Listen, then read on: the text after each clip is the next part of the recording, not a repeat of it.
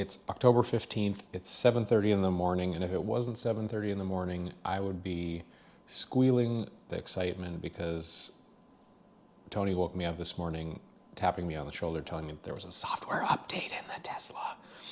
And so we immediately hit install. This is 2021 32.25, the full self-driving beta. We've been waiting for this for 13 months since we bought the car. And in the last week, when we received the most recent software update, they introduced the, the safety score.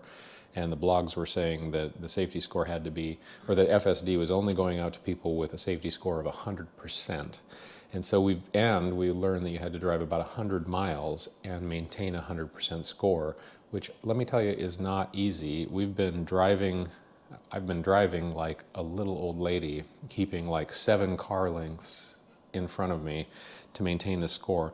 And as of yesterday at about 5 p.m., this was at 99%, and I was crabby about that. But we took another trip, and because these are percentage-based, I think I brought it back to 100%, just barely.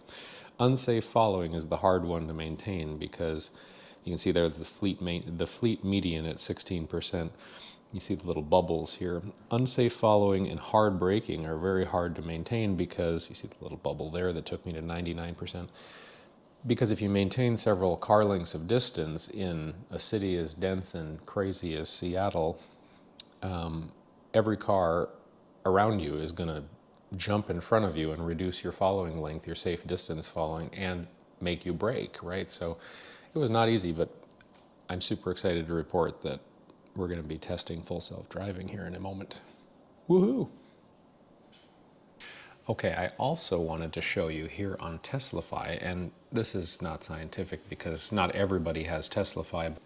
So there's 16,000 contributing vehicles. Okay, obviously a subset of the total population, but these are going to be, your geeks that are going to be the group that are vying for this software update. Out of 16,000 vehicles, the software version that we're talking about here today is 32.25.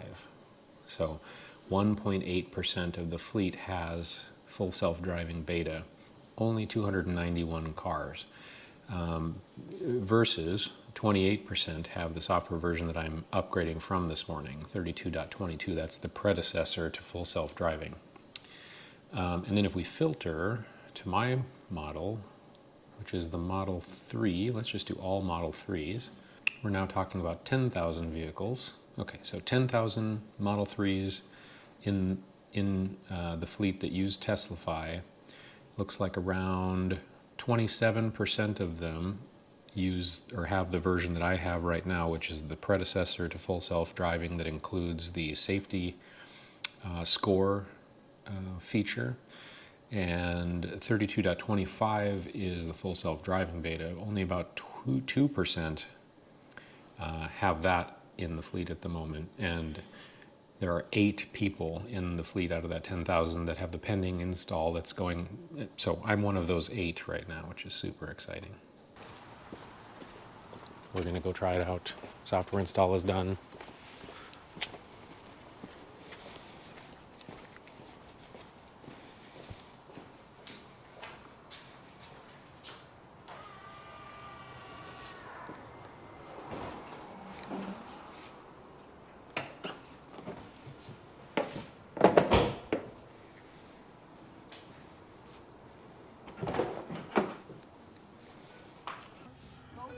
Shush, Dua Lipa. Usually there would be a software update notification here. That's so cool to see. FSD beta 10.2 autopilot. Ah, look at you. Full self-driving beta. All right, let's see what we're signing off on. Full self-driving is an early limited access beta and must be used with additional caution. It may do the wrong thing at the worst time, so you must always keep your hands on the wheel and pay extra attention to the road. Do not become complacent. When FSD is enabled, your Model 3 will make lane changes off-highway, select forks to follow for your navigation route, navigate around other vehicles and objects, and make left and right turns. Use FSD in limited beta only if you pay constant attention to the road and prepare to act immediately, especially around blind corners, crossing intersections, and in narrow driving situations. Do you want to enable FSD while in this limited beta? Heck yeah. Let me make sure there's nothing under customize. That all looks normal. All right. I think I'm ready to try it.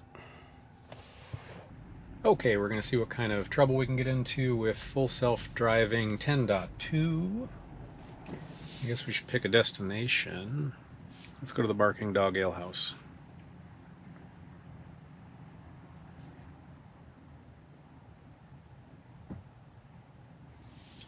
Okay, it's not engageable yet. There it is.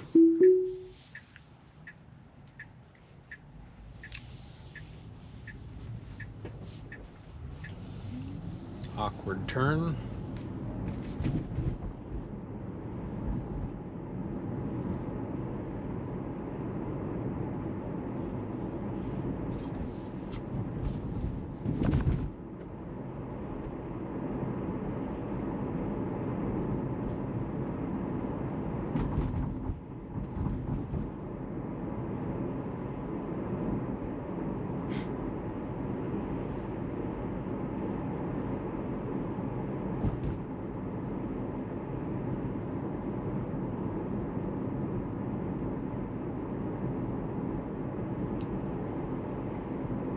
Just going to slow down for that pedestrian there and inch over a little bit.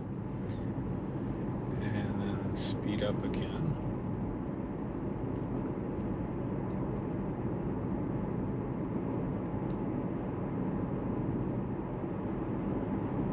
Pedestrians, we did not stop for them. Really slowing down for this green light for some reason. Probably that pedestrian in this car that's edged out.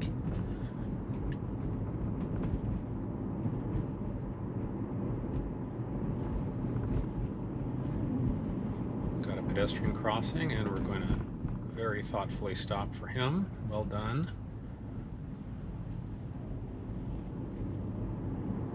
Back up to speed. We're going to hang a right here. Taking that a little hot, in my opinion. I'm going to take the speed down to 20, even though the speed limit is 25. We didn't stop for the squirrel.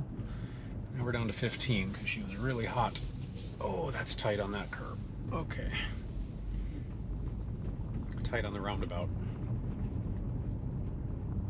Let's see how we do with this roundabout. Comfortable around that roundabout.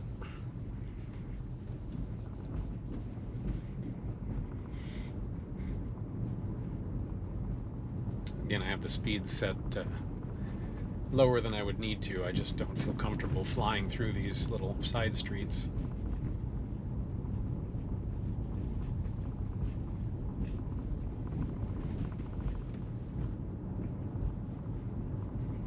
I do wish that they would hug the right side when you stop at a stop sign.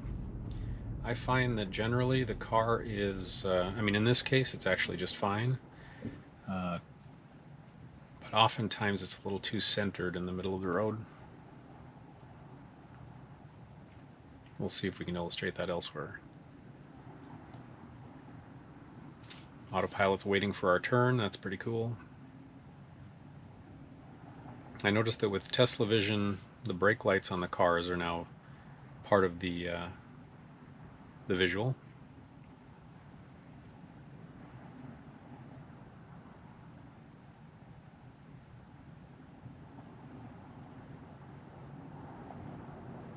I also think we're stopped way too far behind the car ahead of us. I don't really know why. All right, let's see if we can cross. These guys are going to turn in here. Okay, looks like a good time as far as I'm concerned.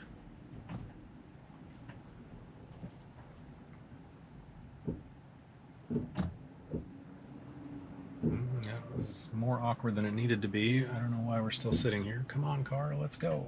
Punch it. Okay, I have to give it gas because we're halfway out in front of a car, and that car was unhappy with us. I gave it a little gas there as well because that was awkward to nearly stop beside that mother with the carriage. Very tentative around this. Okay.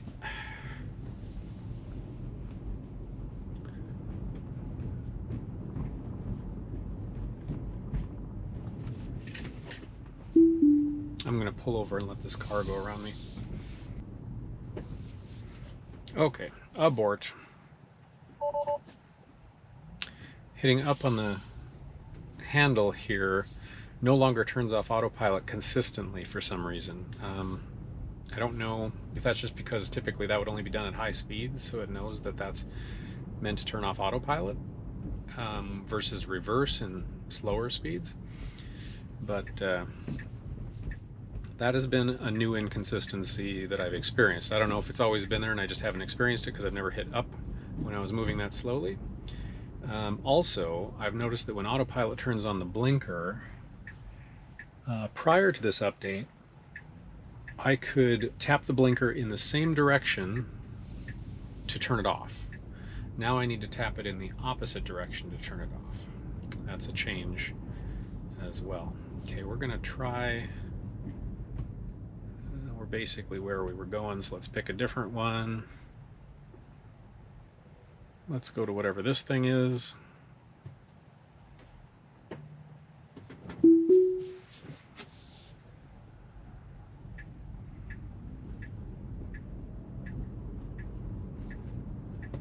Okay, right turn.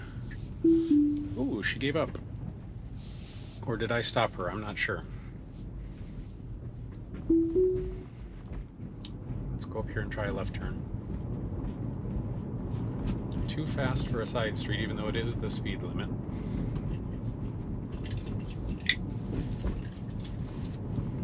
This is not going to be an easy left turn, because this is a 4-lane road, I believe.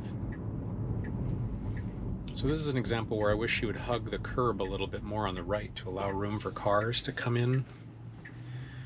And there are cars coming, so I've got my foot hovered over the brake. This car is able to pull in beside me only because she inched out a little too aggressive there. She keeps giving it a little gas. That's very interesting. We seem to be clear on the right and clear on the left, and here we go. Okay, success.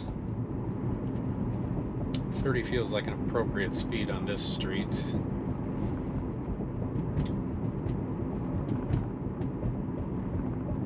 Beautiful fall colors here in Seattle.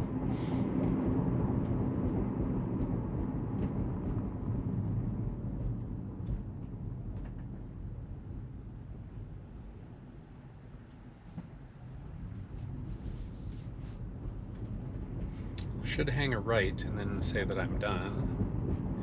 Now would be a good time to get into the right turn lane, but she's not going to get into the right turn lane. She's going to float way out here and try to take a right turn across a line of traffic. So I'm just going to let her do what she wants to do because I have no traffic to my right.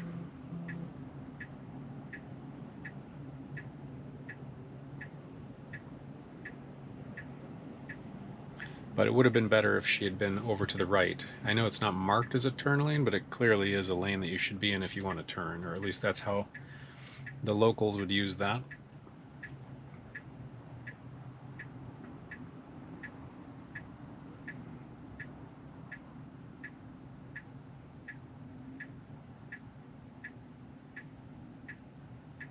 Okay, we have a green, and she's going to inch out and take a right. Perfectly fine. Okay, I'm going to turn her off. So there, pushing up did end autopilot just fine. Now we'll loop back to this place again.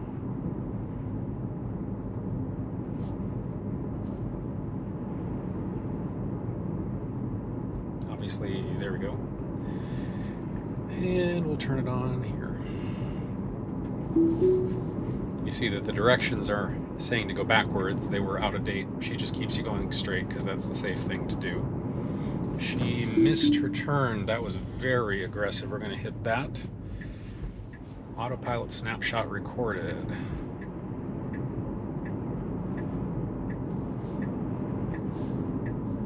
She's going a little faster here than she should. And there is... Again, she's going to... Okay. So there, I was not on autopilot. And I pushed the same direction as the blinker.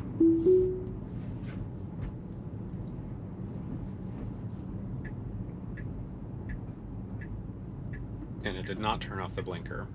So when I'm off of autopilot, I can push the blinker in the same direction it's currently blinking to end the blinker. When I am on autopilot, I need to push the blinker in the opposite direction that it's blinking to turn off the blinker. It's really odd. This is a busy intersection. At a bit of an angle. I wonder how that affects visibility. I know it affects my visibility.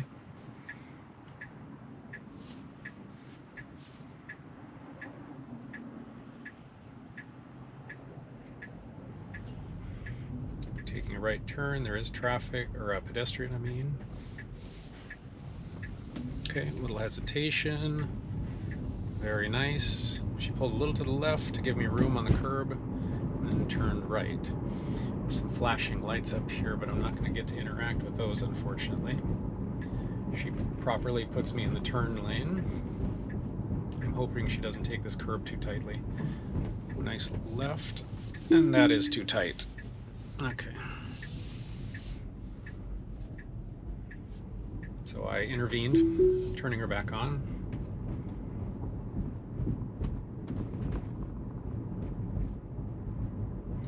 No lines on the road. She does hug the right side, which is nice.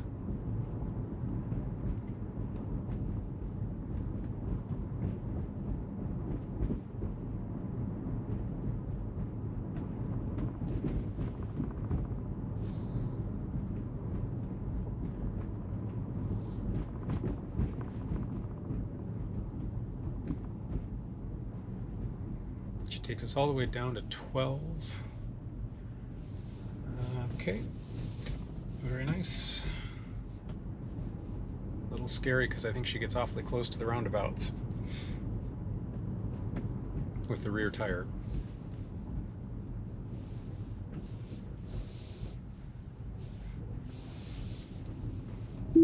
Sorry, I intervened for no reason there. That was my fault. Pedestrians here, we should stop. Well done, she does stop. Perfect. I've had my foot just about to hit the pedal when she took over and did it herself. Nice and wide around the roundabout that time. That's how I'd like them all to be.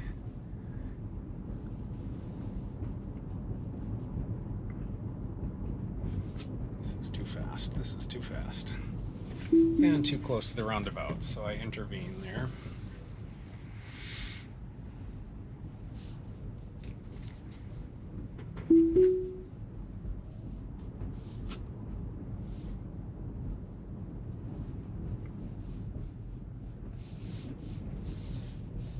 Good.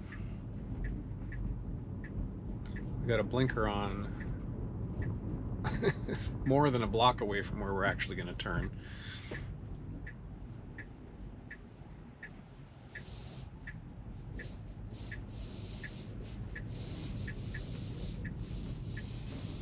That was a nice... Okay, now I've got traffic behind me, so I'm going to intervene and take over.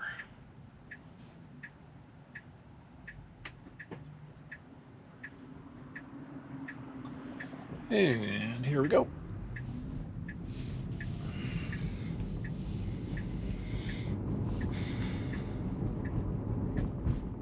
That might be... Oops.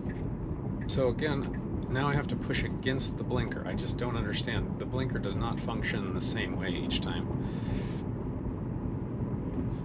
I'm going to pick a different destination here.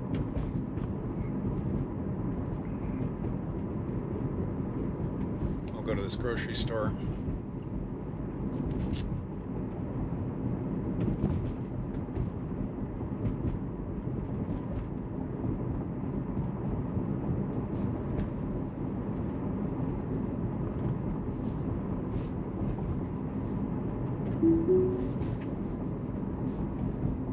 Pedestrian and a crossing vehicle. We are engaged, by the way. And she's going to take off again. Good. Very slowly, probably because of the flashing lights.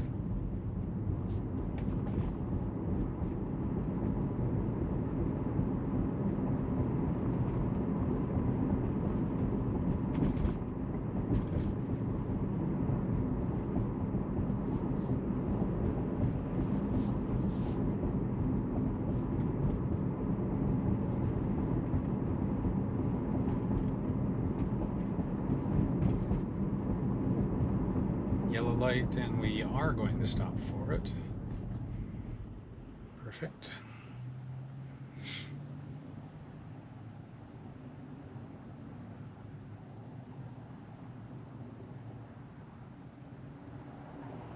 It's interesting to watch her try to figure out where she's going to go. I mean, if that's any indication of what the potential takeoff from this light is going to be, it seems like she's unclear if there's one lane or two up there. So I bet she's going to shoot the middle and then make a decision. Yep, that's exactly what it seems like it's doing, which is reasonable.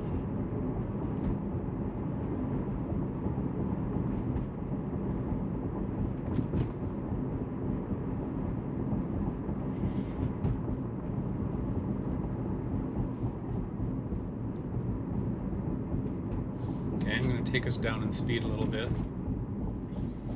just to have a safer corner. It's a pedestrian looking like they're gonna, I guess they're gonna stay right there. Go, little car. You're confusing people. Nice job. Oh, I had to intervene because that curb just feels so close. It's probably just my lack of guts.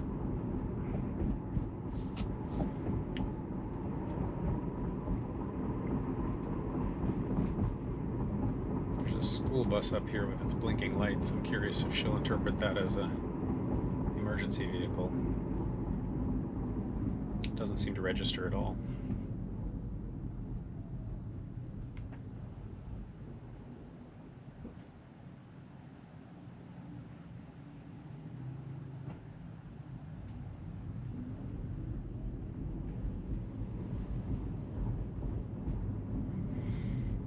Well, it's probably a pretty good place to stop, at least for the first drive, on camera, that is.